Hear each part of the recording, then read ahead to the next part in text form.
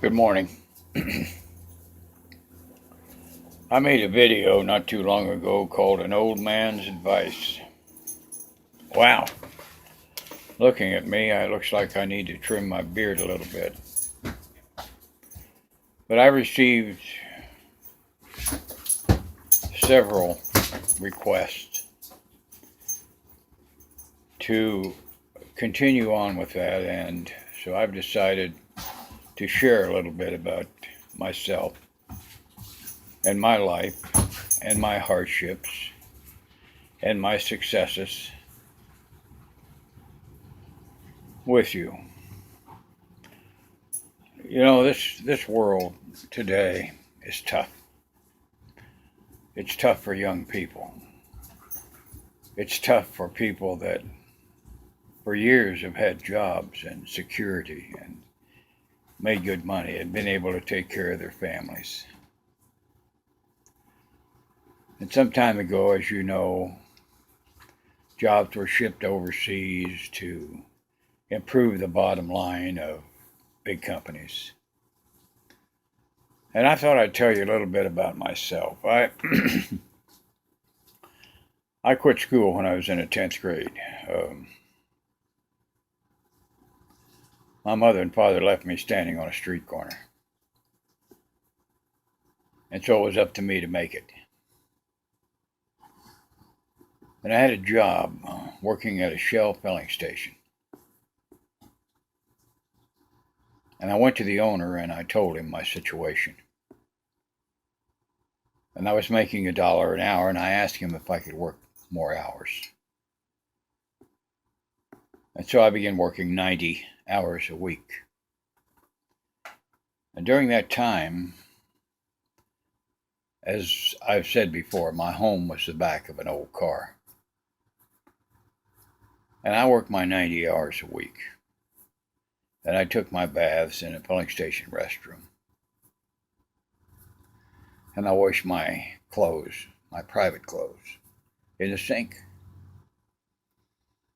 And once in a while, when I was really hungry, I would go to the grocery store and snitch an apple or an orange. Now, this was in the 50s. Things were a lot different than they are now.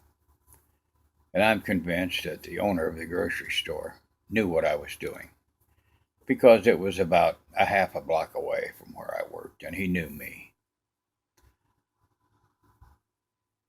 Now, I've said before that good things nor bad things last forever. And that's true. And I began to learn different things. I knew in my soul that if I had nothing to offer, I was as far as I was going to go. Now, unemployment at that time was very high. On the other hand, in the 50s, you could go into a corporation and ask for a job and get it. And after I'd worked 90 hours a week for a long time,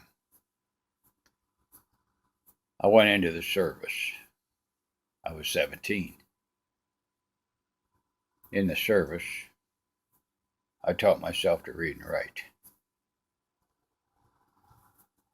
The first book I picked up was a book written by Lewis Lamore, and it had 196 pages in it. I'll never forget it. It was a cowboy story, a western. And there were words in there that I didn't know, I didn't understand. I had no idea what they were. So I got a dictionary from the service library. And as I would read, if there was a word that I didn't understand, I would look it up. And I will tell you now, it took me almost 3 weeks to read 196 pages. But I read. And I continued to read. And in several months, I was reading 2 and 3 books at a time. And I knew where I was in every single one of them. So that's what you can do.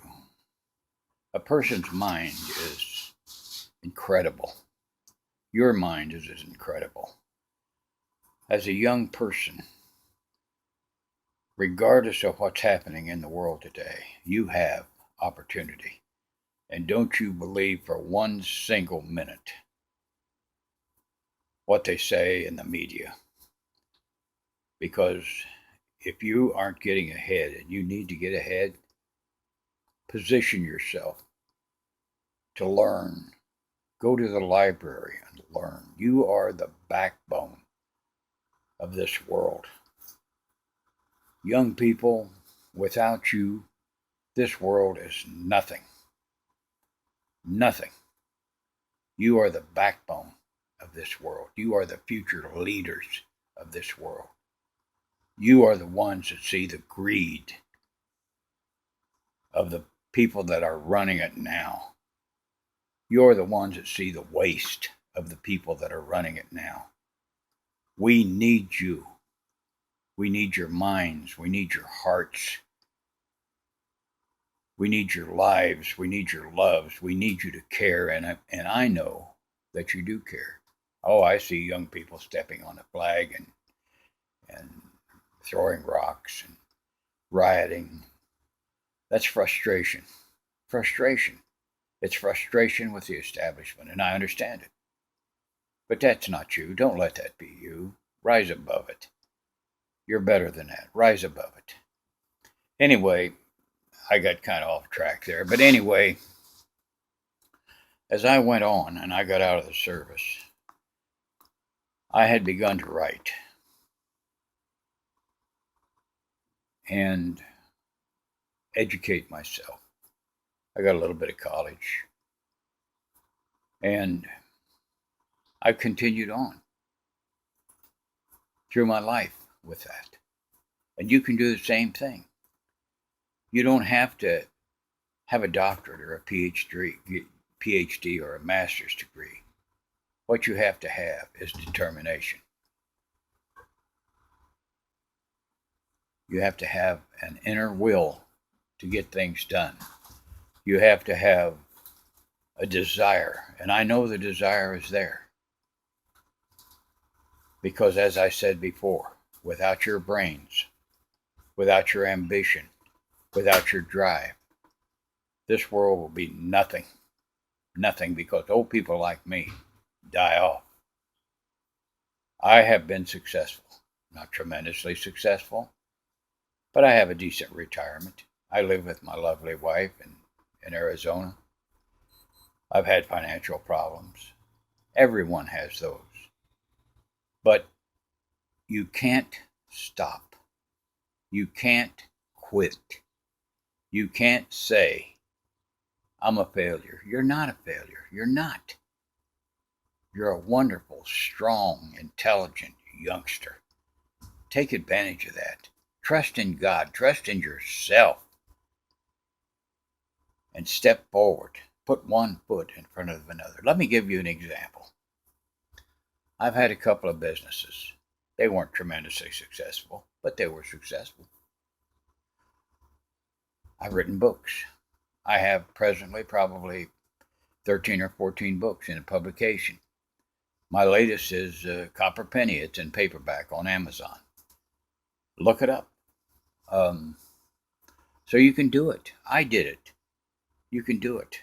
I'm 76, and to my last breath, I will encourage young people because I love them. I will encourage young people because I know they are the future. You are the ones that must save the oceans. You are the ones that must save the air. Because those that are in power, the bottom line, unfortunately for many, many of those in power all over the world, is wealth and power over others. So I'm going to close this now, but I just wanted you to know that people like me, old soldiers, old people, we understand.